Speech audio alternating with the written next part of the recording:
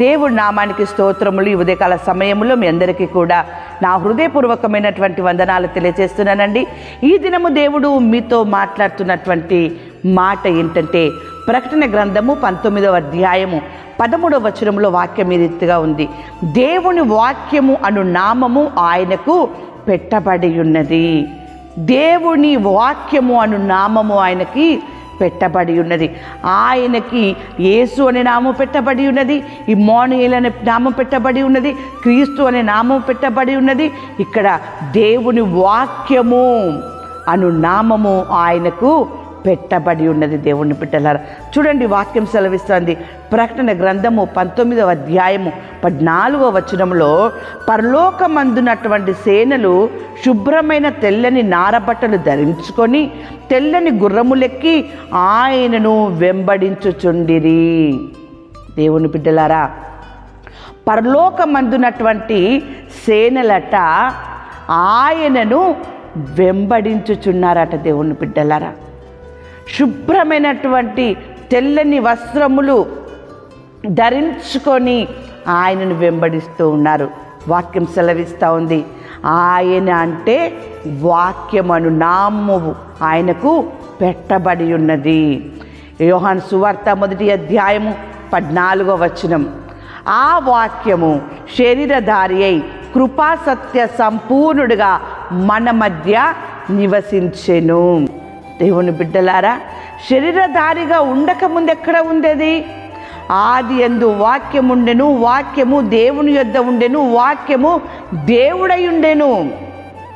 ఆయన ఆది యందు దేవుని యొద్ద ఉండెను, సమస్తమును ఆయన మూలముగా కలిగెను. ఆది యందు ఆ వాక్యము దేవుని యొద్ద ఉంది కాబట్టే పరలోకమందున్నటువంటి సేనలు ఆయనను వెంబడించుచున్నారు. ఆ వాక్యమే శరీరము ధరించుకొని కుమారుడిగా మనకు అనుగ్రహింపబడి కృపాసత్య సంపూర్ణులుగా మన మధ్యన ఆ వాక్యము నివసిస్తూ ఉంది. దేవుని బిడ్డలారా, పరలోకంలో ఉన్నటువంటి సేనలు ఏ రీతిగానైతే ఆ వాక్యమును వెంబడించినారో, నీవు కూడా ఆ వాక్యాన్ని వెంబడించాలని, ఆ వాక్యమును వినాలని, ఆ వాక్యపు అడుగుజాడలో మీరు కూడా నడవాలి అని చెప్పేసని శరీరధారి అయి కృపాసత్య సంపూర్ణులుగా ఆ వాక్యము మన మధ్యన నివసిస్తుంది, సంచరిస్తుంది. దేవుని బిడ్డలారా, వాక్యం సెలవిస్తోంది.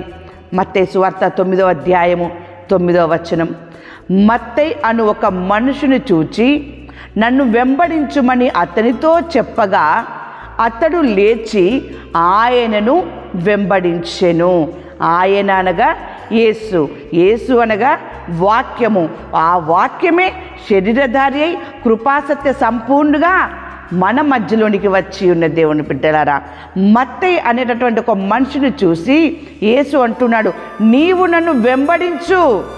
వెంటనే అతడు ఉన్న చోట నుండి లేచి యేసును వెంబడించి ఉన్నాడు. దేవుని బిడ్డలారా, యేసును వెంబడిస్తే ఏమి లాభము అని మీరు అనుకోవచ్చు. వాక్యం సెలవిస్తూ ఉంది. యోహాను సువార్త 8వ అధ్యాయము 12వ వచనం, మరలా యేసు, నేను లోకమునకు వెలుగును, నన్ను వెంబడించువాడు చీకటిలో నడవక జీవపు వెలుగు కలిగి ఉండునని వారితో చెప్పెను. దేవుని బిడ్డలారా, శరీరధారి అయి కృపాసత్య సంపూర్ణులుగా మన మధ్యన నివసిస్తున్నటువంటి వాక్యమును నీవు అనుసరించి నువ్వు నడిచినప్పుడు నువ్వు చీకట్లో ఉండకుండా జీవపు వెలుగులో నీవు ఉండేటటువంటి పరిస్థితిని దేవునికి ఇవ్వబోతూ ఉన్నాడు.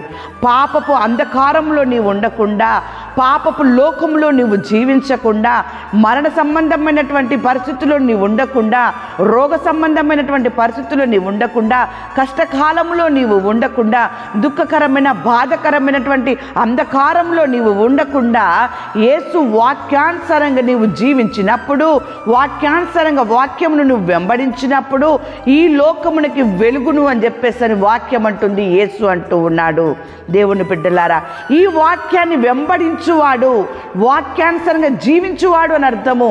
వాక్యమును వెంబడించువాడంటే వాక్యానికి లోబడి, వాక్యానికి విధేయత చూపించి వాక్యానుసారంగా ప్రవర్తించువాడట. చీకటిలో నడవక జీవపు వెలుగులు కలిగి ఉండునని వారితో చెప్పెను. ఈరోజు దేవుడు నువ్వు చీకట్లో ఉన్నావని, నిన్ను వెలుగులోనికి నడపాలని, జీవపు వెలుగులోని నిన్ను నడిపించాలని చెప్పేసి అని శరీరధారి అయి ఆయన ఈ లోకంలోనికి వచ్చి వాక్య రూపకంగా సంచరిస్తూ ఉన్నాడు. దేవుని బిడ్డలారా, దేవుని వాక్యము ఈ ఉదయకాల సమయంలో నీతో మాట్లాడుతూ ఉంది. 27వ కీర్తన 1వ వచనం, యెహోవా నాకు వెలుగును రక్షయునై ఉన్నాడు, నేను ఎవరికి భయపడుదును. వాక్యపు వెలుగులోనికి వచ్చినటువంటి దేవుని యందు భయము భక్తి కలిగినటువంటి వ్యక్తి మాట్లాడుతున్నటువంటి మాట. దేవుని బిడ్డలారా, యెహోవా నాకు వెలుగును రక్షణనై ఉన్నాడు. ఈరోజు నీవు వాక్యానికి విధేయత చూపించు, వాక్యానుసారమైనటువంటి ప్రవర్తన నువ్వు కలిగినట్లయితే దేవుడు నీకు వెలుగుగా ఉంటున్నాడు, నిన్ను రక్షించువాడుగా ఉంటున్నాడు. నీకు ఏ భయము కూడా లేదు. దేవుని బిడ్డలారా, దేని గురించి కూడా నువ్వు భయపడాల్సిన అవసరము లేనటువంటి జీవపు వెలుగు కలిగి నీవు నీ కుటుంబము ఈ ఉదయకాల సమయంలో జీవించుదురుగాక. ఆమేన్.